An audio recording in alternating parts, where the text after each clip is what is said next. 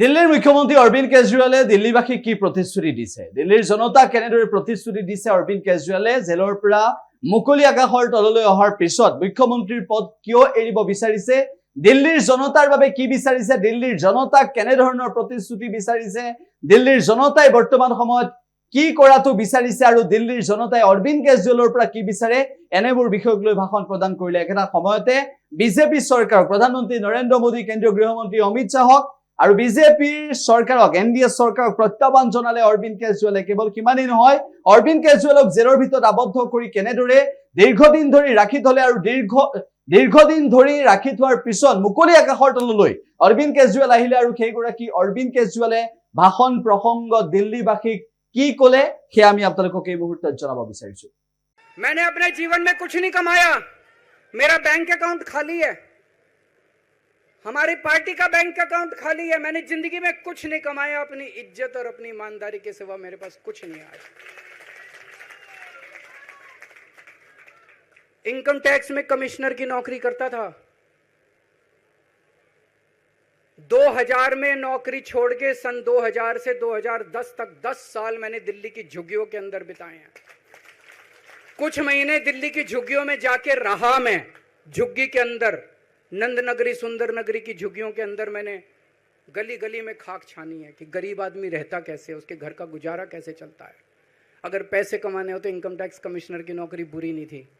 और जब मैंने नौकरी छोड़ी थी तब कोई पार्टी नहीं थी, कुछ नहीं थी। ऐसा नहीं था कि उस टाइम ये था मुख्यमंत्री बनने चला था या कोई पार्टी, कुछ नहीं था, कोई भविष्य नहीं था। केवल देश के लिए जुनून था कि देश के लिए कुछ करना है, देश के लिए कुछ करने हैं। 49 दिन की सरकार के बाद इस्तीफा दिया था, अपने असूलों के लिए इस्तीफा दिया था।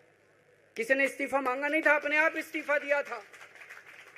आज के तारीख में, आज के जमाने में कोई अपनी चपरासी की नौकरी नहीं छोड़ता। मैंने मुख्यमंत्री की कुर्सी छोड़ी थी, अपने आप छोड़ी थी। ना पद का लालच है, ना दौलत का लालच है, केवल देश के लिए कुछ करने का जुनून है, देश के लिए कुछ करने के लिए आए हैं।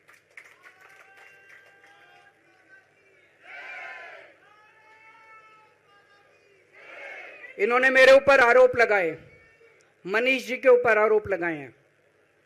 इस देश का जो सबसे कठोर कानून है, ईडी का कानून, पीएमएलए, जिसमें बेल भी नहीं मिलती, बेल मिलनी भी मुश्किल है, उसके अंदर हमारे ऊपर तरह तरह के इन लोगों ने आरोप लगाए हैं। कोर्ट से हमको बेल मिल गई, उसके बावजूद आज की तारीख में, आज जो स्थिति है, इससे फालतू कोर्ट और कुछ नहीं कर सकता था जितना कोर्ट ने कर दिया हमारे पक्ष में। हम कोर्ट के बहुत शुक्रगुजार हैं। मुझे जेल क्यों भेजा इन लोगों ने? ऐसा नहीं कि केजरीवाल ने कोई भ्रष्टाचार किया, वो इनको भी पता है, मेरे को भी पता है, आपको भी पता है। इन्होंने जेल क्यों भेजा मेरे को? इनका मकसद था आम आदमी पार्टी को तोड़ना। इनका मकसद था केजरीवाल के हौसले को तोड़ना, केजरीवाल की हिम्मत को तोड़ना। इन्होंने फॉर्मूला बना रखा है, आप देख रहे हो किस तरह से एमएलए तोड़ दो, एमएलए खरीद लो, ईडी भेज के डरा दो, सीबीआई भेज के डरा दो, फर्जी केस कर दो, जेल में डाल दो, पार्टी तोड़ दो। महाराष्ट्र में कैसे उन्होंने 2-2 राष्ट्रीय पार्टियां तोड़ दी, पार्टी तोड़ दो, सरकारें गिरा दो और अपनी सरकार बना लो। इनको यह लग रहा था केजरीवाल को जेल भेज देंगे तो दिल्ली में इनकी पार्टी टूट जाएगी, दिल्ली में बीजेपी की सरकार बना लेंगे। इनको लग रहा था पंजाब की सरकार तोड़ के पंजाब में हम अपनी सरकार बना लेंगे, इनके एमएलए तोड़ लेंगे। लेकिन हमारी पार्टी नहीं टूटी, हमारे एमएलए नहीं टूटे, हमारे एमएलए तो छोड़ो, कार्यकर्ता भी नहीं टूटे। इनकी बड़ी बड़ी साजिशों के खिलाफ, बड़े बड़े षड्यंत्रों के खिलाफ केवल आम आदमी पार्टी में ताकत है जो आज इनका सामना कर रही है। इनको लगा केजरीवाल के हौसले तोड़ देंगे।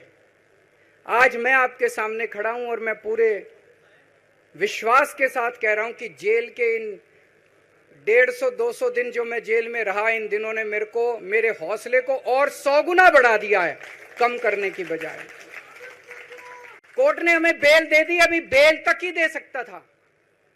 अब ये केस चलेगा। मैंने वकीलों से पूछा, मैंने कहा मेरा दिल कहता है कि जब तक ये मैं कोर्ट से बरी होके ना आ जाऊं तब तक मैं सीएम की कुर्सी पे नहीं बैठूंगा। उन्होंने कहा जी ये 10 साल चलेगा केस।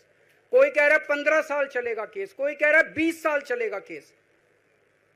तो केस यह भी लंबा चलेगा। आज कोर्ट जितना कर सकता था, कोर्ट ने हमारे पक्ष में निर्णय लिया है, हमें बेल दे दी। उन्होंने ऐसे कानून में जिसमें बेल मिलनी नामुमकिन होती है, उन्होंने बेल दे दी।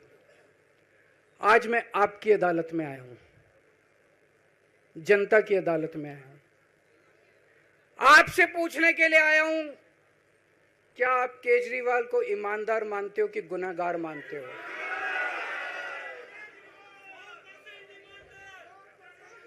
मैं दिल्ली की जनता से पूछना चाहता हूं, मैं देश की जनता से पूछना चाहता हूं कि क्या केजरीवाल ईमानदार है कि गुनहगार है? दोस्तों, 2 दिन के बाद, आज से 2 दिन के बाद मैं सीएम की कुर्सी से इस्तीफा देने जा रहा हूं।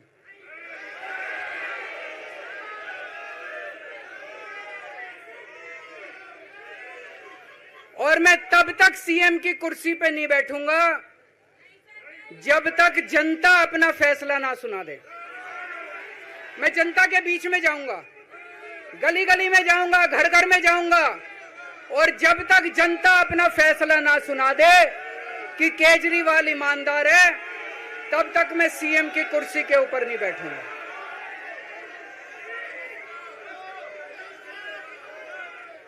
যিকোনো খবৰৰ বাবে যোগাযোগ কৰক 7099017330 অথবা 7099017990 নম্বৰত।